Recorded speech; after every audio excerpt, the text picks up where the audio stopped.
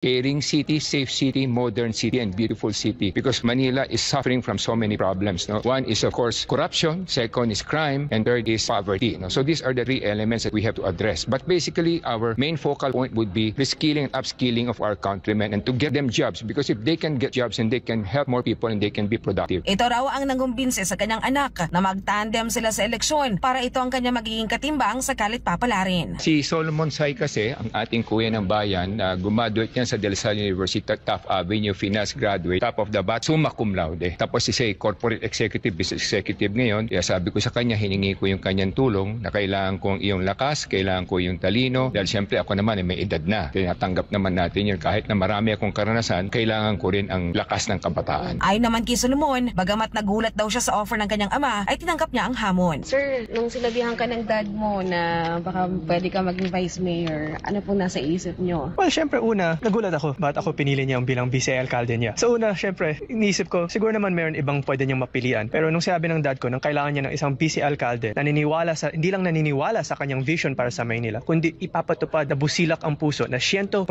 bibigay niya ang lahat